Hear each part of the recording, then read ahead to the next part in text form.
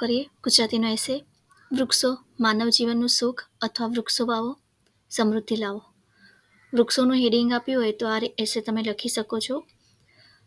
આગળના વિડીયોઝમાં જણાવ્યું તેમ હાઇલાઇટ કરેલા જે સેન્ટેન્સીસ છે એને તમે inverted comma, double inverted comma, એક લાઇન ઉપર છોડી એક લાઇન નીચે છોડીને પેન્સિલથી હાઇલાઇટ કરી શકો છો. બધા લખવાની કોઈ જરૂર નથી હોતી, પણ જેટલા લખો એટલા સારું. ગુજરાતીમાં આ એસેમાં 5-6 માર્ક્સ તો એમને મળી જાય આ બધું લખેલું હોય તો. આગળના જે 4 વિડીયો મૂકેલા છે એની લિંક હું ડિસ્ક્રિપ્શનમાં મૂકી દઈશ. આપણે વિડીયો ચાલુ કરીએ. વૃક્ષો. Trees are our closest relatives. What trees exhale, we inhale. What we exhale, they inhale. They are half our respiratory system. ધરતીનું ઢાંકણ અને અવનીની શોભા એટલે વૃક્ષ. વૃક્ષો વગરની ધરતીની આપણે કલ્પના કરીએ તો સબ જેવી લાગે. હવા અને પાણીની જેમ માનવ જીવન માટે વૃક્ષો પણ અભિન્ન અંગ સમાન છે. લીલાછમ એ ઘટાદાર વૃક્ષોની ધરતી ઉપર દૂર દૂર સુધી જો હારમાળા પથરાયેલી હોય તો આપણી આ પૃથ્વીએ જાણે લીલી સાડી ન પહેરી હોય એવું દ્રશ્ય સર્જાય છે. આથી જ કહેવાયું છે કે વૃક્ષો એ લીલું સોનું છે. વૃક્ષોનું જો આ ધરતી પરથી અસ્તિત્વ ચાલ્યું જાય તો આ પૃથ્વી પરની સમગ્ર સજીવ સૃષ્ટિનું જીવન જોખમમાં આવી પડે. વૃક્ષો એટલે વિશ્વના ફેફસા. ભારત દેશની વસ્તી આજે 140 કરોડનો આંક વટાવી ચૂકી છે. વસ્તીના વધારાને કારણે દેશમાં અનેક સમસ્યાઓ સર્જાય છે. વધતી જતી વસ્તીના રહેઠાણ, શાળાઓ, દવાખાનાની ઇમારતો બાંધવા, ઉદ્યોગ કારખાના વગેરે માટે જમીનની જરૂર માટે વૃક્ષો જંગલોનું છેદન કર્યું. આડેધડ વૃક્ષો કાપ્યા, સિમેન્ટ કોન્ક્રીટના જંગલો ઊભા કર્યા. પરિણામે હવા, પાણી, અવાજના પ્રદૂષણ વધ્યા.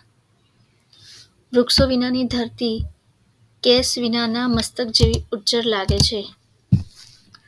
પ્રદૂષણ નિવારવાના અનેક ઉપાયોમાંનો એક મહત્વનો ઉપાય એટલે વૃક્ષારોપણ. વૃક્ષોનો ઉછેર, વૃક્ષો વાવો, પર્યાવરણ બચાવો. આથી જ કહેવાયું છે કે એક બાળ એક ઝાડ. એટલે કે એક બાળક જન્મે તો એક ઝાડને પણ રોપો. બીજા શબ્દોમાં કહીએ તો દેશમાં જેટલા બાળકો જન્મે તેટલા વૃક્ષો રોપાવા જ જોઈએ.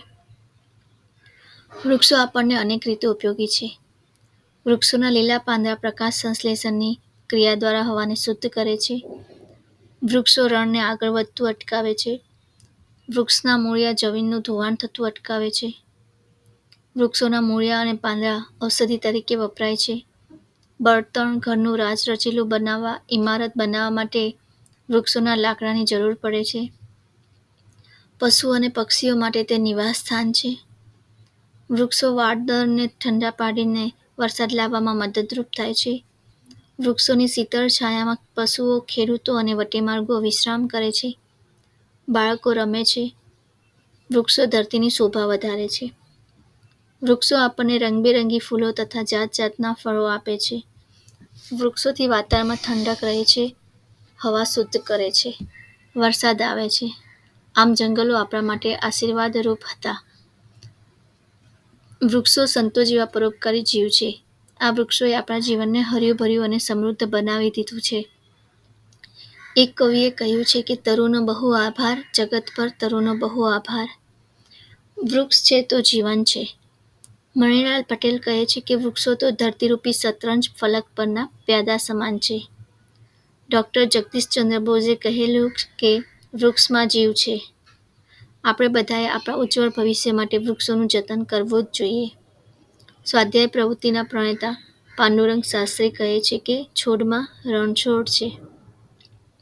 જો આ વૃક્ષ ન હોય તો આખી ભૂમિ વેરાન પ્રદેશ બની જાય. વરસાદ જ ન પડે તો અન્ન, જળ, શુદ્ધ હવા જેવી પ્રાથમિક જરૂરિયાત ક્યાંથી મળવાની? 2013માં દિલ્હીની એક NGO દિલ્હી ગ્રીન્સના અભ્યાસ પ્રમાણે એક સ્વસ્થ વૃક્ષ વર્ષમાં જેટલો ઓક્સિજન આપે છે તેને ખરીદવામાં આવે તો તેની કિંમત ₹30 લાખથી વધુ હશે. આમ એક એક વૃક્ષ અમૂલ્ય છે.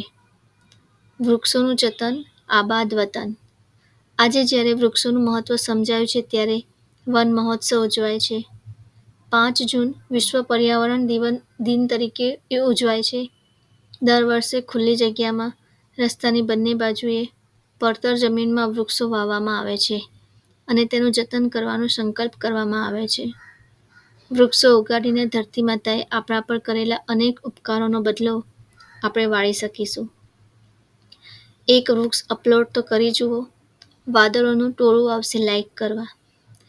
કોઈ લેખકે કહ્યું છે કે આ જગતમાં સંતોષી એક ઝાડ, એક મૂળીએ પાણી પાવ, ત્યાં રાજી સઘળી ડાળ.